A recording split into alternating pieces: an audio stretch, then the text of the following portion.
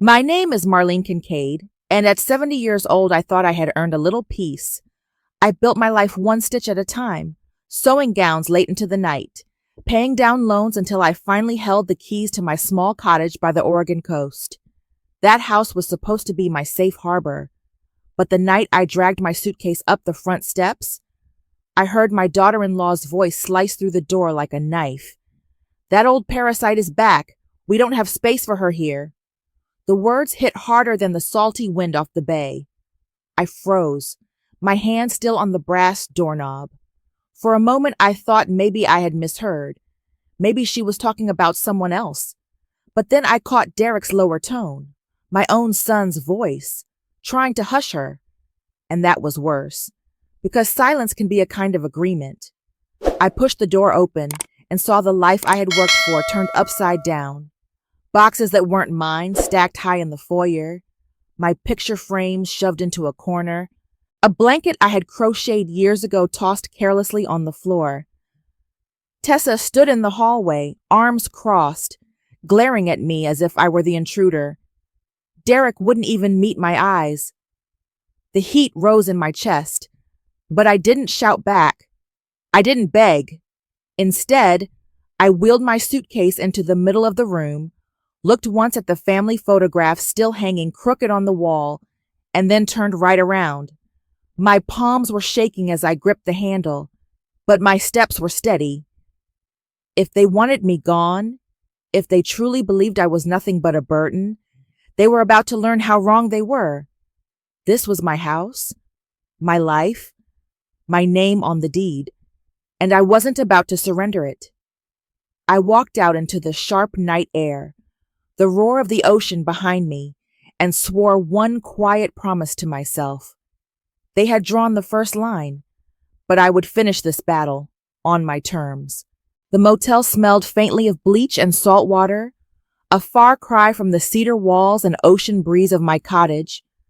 I sat on the edge of the narrow bed with my suitcase still zipped, my fingers drumming against the hard vinyl cover. Rage pulsed under my skin, but it wasn't the kind that made you scream or throw dishes. It was colder than that, like a tide pulling back before a storm. I thought about the way Tessa's eyes had cut into me, the way Derek couldn't bring himself to look at me. Every detail was burned into my memory. The boxes blocking the hallway, my crochet blanket on the floor, the photo frame shoved aside. None of it was an accident. They wanted me to feel erased. I refused to give them that victory. The next morning, I walked the beach at dawn, my shoes sinking into the damp sand. The horizon glowed pink, and for a moment, I let myself breathe it in. This was the same shore where I had taught Derek to skip stones when he was 10. The same coastline I had stared at through my sewing room window as I pieced together dress after dress to pay the mortgage. That house wasn't just wood and nails. It was every sacrifice I had ever made. Back at the motel, I pulled out a yellow notepad and began to write. Dates, names, details, what I had seen inside the cottage, the words Tessa had shouted, the way Derek had stood silent.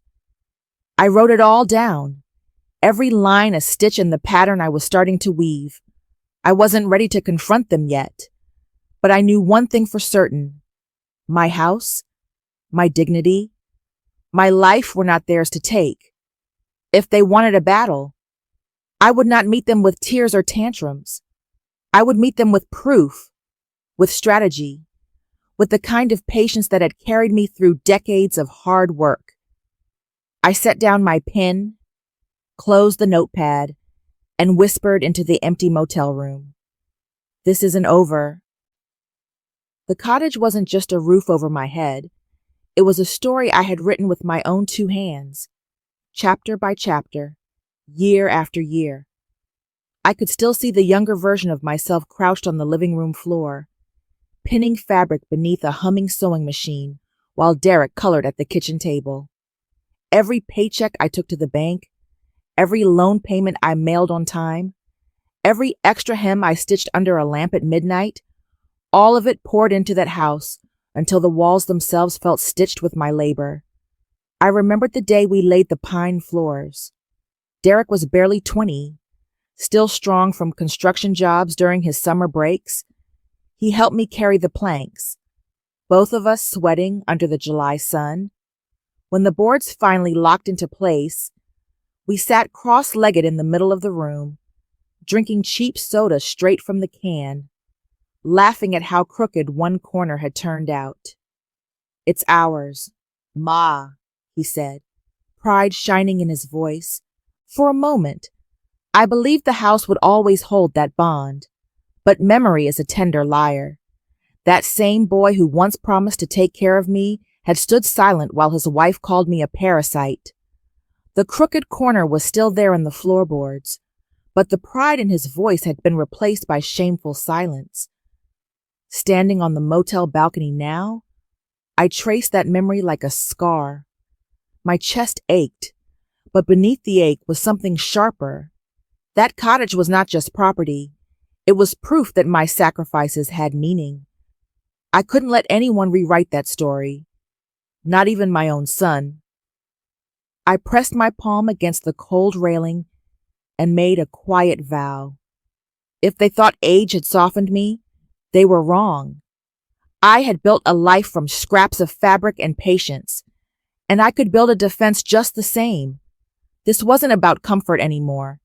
It was about dignity, about not letting the work of my hands be stolen under the excuse of family. The vow hardened inside me.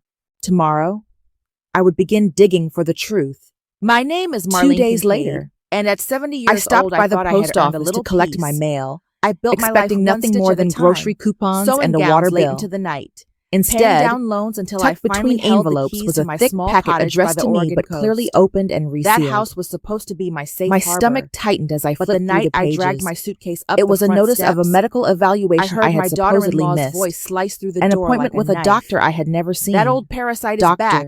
We don't have space for Victor her here. Hale, The claiming words hit concern harder about than the memory salty wind off lapses the and bay. diminished capacity. I froze, my hand still I on stood the brass frozen in the doorknob. lobby, For a fluorescent moment, I lights thought buzzing maybe I above had me. misheard. I hadn't Maybe booked she that was talking appointment. about someone else. I hadn't signed But any then release. I caught Derek's lower tone. Someone had slipped my own name son's into paperwork voice, that didn't trying belong to to hush me. her. And My that was pulse worse. quickened Because as the silence can be a pieces kind slid of into agreement. place. I pushed the Tessa's door open sneer, and saw the life I had Derek's worked silence, for turned upside down. the boxes already Boxes that crowding weren't my mine, hallway. stacked high in the They foyer. weren't just squatting. My picture frames They were shoved setting into the a corner. stage to strip me A of blanket ownership I had altogether. crocheted years ago. If a tossed doctor declared carelessly me on the floor. incompetent, they could petition Tessa the stood court in for the hallway, guardianship. arms crossed, And once that door opened, glaring at me my as if I house were the would be theirs to intruder. claim. Derek I wouldn't pressed the even meet papers to my eyes. chest and walked out into the The heat sharp rose air. in my chest. Betrayal has But a I taste, didn't shout back. metallic and I didn't bitter, beg. and it coated my Instead, tongue as I I replayed wheeled my every suitcase moment. into the middle of the My room. son's head Looked bowed once at while the his wife family called me photograph still useless. hanging crooked The on the cluttered wall, rooms, and then turned the way right my around. bedroom door had been left My ajar palms when were I knew I'd shaking as locked I it. gripped the handle. When I But returned my to the steps were motel, steady. I opened my If suitcase they to look wanted for me a pearl gone, necklace my late if they husband truly had given believed me I on was our nothing but a 25th burden, anniversary. They were about The to learn velvet how box wrong they was were. gone. Panic was my surged house, through me, and my I life, tore through every my pocket, name on the deed, every bag, and I wasn't about nothing. to surrender it. The necklace walked had been out in my into the dresser sharp drawer at night the air, cottage. The roar of Someone the had ocean taken behind it. me, and That was swore the final one quiet thread. promise to myself. This wasn't just disrespect. They had drawn the first line. It was theft, but I would finish this manipulation, battle on my a scheme terms. with signatures and stolen belongings. I sat at the tiny desk, the motel lamp flickering overhead, and began writing again on my yellow pad. This time it wasn't just memories. It was evidence, dates, the letter, the missing necklace. I underlined every line, steady as a surgeon. Family or not, this had crossed into crime. And if I had to fight them in court, so be it. The next morning, I laid every piece of paper I had on the motel bedspread, the notice from Dr. Hale, the envelopes with postmarks, my scribbled notes from the night I was driven out. I numbered them one by one, building a timeline. If there's one thing a seamstress knows, it's that order matters. Stitches out of sequence ruin the pattern. Evidence out of order weakens the case. On my way into town, I stopped at the bank to see Carla, the branch manager who had known me for 20 years. I asked for copies of every withdrawal, every transfer made under my accounts during the past 12 months. She tilted her head, concerned, but didn't ask questions when she saw the tremor in my hands. "We'll print them today," she said, sliding the stack into a manila folder. I thanked her, slipped it into my tote, and paid for her coffee on the way out. A small courtesy, but I wanted control of at least one exchange that morning. From there, I walked to the county courthouse and asked the clerk for the forms to file a temporary restraining order. The woman behind the glass window looked at me carefully, perhaps wondering what danger a 70-year-old could pose or face. I didn't explain. I just filled out the paperwork with neat, steady letters. Tessa's threats, the theft of my necklace, the fraudulent medical appointment. Every word inked like a contract. By late afternoon, I was sitting in the office of Ava McCreary, a family and estate attorney recommended by an old friend from church. Her office smelled faintly of leather and lemon polish. She listened without interruption, her pen moving quickly over a yellow legal pad that mirrored my own. When I placed the resealed envelope and the missing jewelry report in front of her, her eyes sharpened. "This isn't just a family squabble," she said. "This is potential exploitation, and the law takes that seriously." Her calm certainty steadied me. We set the next steps: schedule an independent evaluation with a licensed neuropsychologist, file the restraining order request, and prepare an unlawful detainer suit for eviction if they refuse to leave. As I left her office, papers pressed against my chest, I no longer felt like a victim standing in the cold. I felt like a plaintiff preparing for battle. One night, as I walked past the cottage to collect a letter that had been mistakenly delivered there, I paused at the edge of the driveway. The blinds were half open, and through the glass I saw Tessa pacing with a phone pressed to her ear. Her voice carried sharp at first, then breaking. "I can't cover another hospital bill. Mom, I'm trying. Derek's hours got cut again. We're drowning." For a moment, I almost didn't recognize her. Gone was the woman who spat the word parasite at me. In her place stood a daughter desperate and cornered. She pressed her forehead against the window frame, whispering into the phone, her shoulders shaking. I stepped back into the shadows before she could see me. A knot tightened in my chest. I knew what it was to carry debt, to wonder if the next check would stretch far enough. But pity is not the same as trust. Compassion doesn't mean surrendering my home, my dignity, to deceit. The next morning, I ran into Derek in the grocery store parking lot. He looked thinner, his shirt wrinkled, eyes darting when he realized I had seen him. For a moment, he tried to smile, as if we could pretend nothing had been said, nothing done. "Mom," he murmured, then stopped, his lips pressed together, as if words sat heavy on his tongue but never made it out. I wanted to reach for him, to tell him I remembered the boy who once swore this house was ours, but I also remembered the man who let silence speak louder than loyalty. He loaded his bags into the trunk and closed it with a thud that echoed like a period at the end of a broken promise. Back at the motel, I wrote again in my notebook, not just the facts but the truths I had witnessed. Tessa's desperation, Derek's shame. I wrote them down not to excuse, but to remember. Because when the time came, the court would weigh evidence, not sympathy, and I would not let their struggles erase my rights. 2 weeks later, the envelope arrived from the courthouse, heavy with official weight. Inside was the order I had been waiting for, a temporary restraining order and a notice to vacate, effective within 48 hours. My attorney, Ava, Called within minutes of the sheriff's office confirming receipt. Deputy Briggs will be there to enforce the writ, she said. Her voice was calm, efficient, the voice of someone who knew how battles like this ended. I held the papers in my lap, running my thumb over the embossed seal. For a long time, I didn't move. My heart thudded in my chest, but not from fear. It was the rhythm of readiness. The same rhythm I had felt years ago when I sent the final mortgage payment and knew the house was truly mine. That night, I didn't sleep much. I walked down to the shoreline, letting the tide wash cold around my shoes. The moonlight painted the water silver, and the roar of the surf steadied my breath. This was the same coast where I had once carried Derek on my hip, pointing out constellations. Now I stood alone, but not broken. I whispered into the wind, 48 hours. Then the tide turns.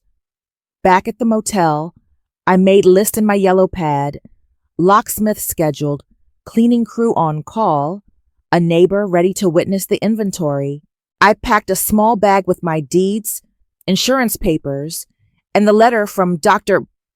Miraz confirming my full mental capacity. Every detail mattered. I wanted no question, no loophole for them to crawl through. The morning before the deadline, Ava met me outside the courthouse. She placed her hand briefly on mine.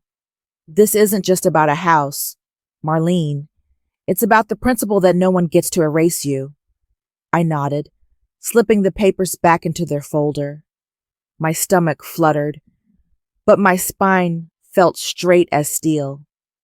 Tomorrow, the sheriff would stand on my porch, and for the first time in weeks, the law, not Tessa's voice, would decide who belonged inside my home.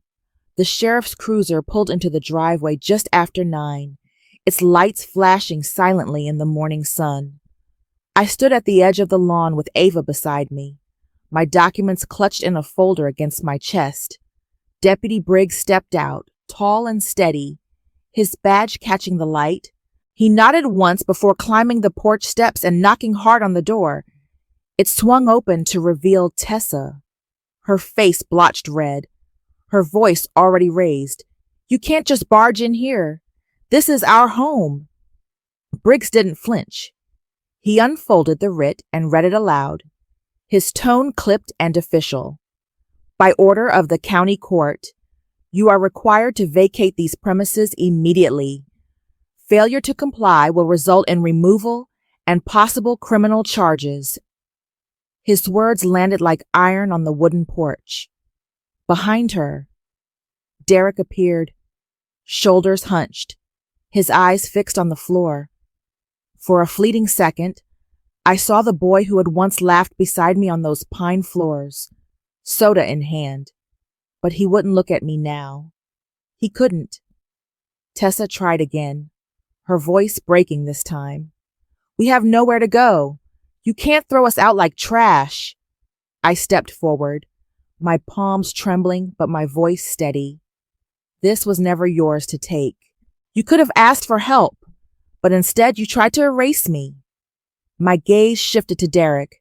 You let silence do the damage. He opened his mouth, but no words came. His jaw tightened, his hands clenched at his sides. Briggs gestured toward the driveway. You have 2 hours to remove your belongings. After that, anything left will be inventoried. The tension hung thick in the air. Tessa cursed under her breath and slammed the door. Through the glass, I could see them moving frantically, shoving clothes into bags, pulling boxes toward the exit. The house rattled with the sound of their departure, like a storm passing through. I stood rooted to the grass, watching as years of trust cracked beyond repair. I didn't cry. I didn't move. I simply waited, the ocean breeze cool against my face, until at last the door opened again and they stumbled out with their things. When the lock clicked behind them, Briggs turned to me. It's yours again, ma'am. I exhaled, a breath I felt I'd been holding for weeks. My home was mine, but the cost of reclaiming it weighed heavy in my chest. The locksmith came that same afternoon, his tools clicking against the brass as he replaced the old deadbolt with a new one. I stood in the hallway while the cleaning crew carried out bags of trash left behind by Derek and Tessa, the echo of their hurried footsteps still fresh in the floorboards. For the first time in weeks, the house was silent again. My silence. 2 days later, Ava called with an offer. Tessa had reached out through another attorney, proposing to return the pearl necklace and pay a small settlement if I agreed not to pursue charges. For a moment, I considered it. A quick end, no headlines, no courtroom. But then Ava laid another file on her desk, evidence that Dr. Hale had falsified records, signing off on an evaluation he had never performed. The state medical board was already reviewing his license. I stared at the necklace when it was finally handed back to me, the pearls cool in my palm. The clasp bent slightly as if it had been forced open. It didn't feel like reconciliation. It felt like proof of what had been taken. I shook my head at the settlement. No, some lines can't be crossed twice. Ava nodded, not surprised. We'll proceed with restitution and let the board handle the doctor. That evening, I sat at my kitchen table, the same one where I had balanced checkbooks and stitched hymns decades ago. The trust documents lay open before me.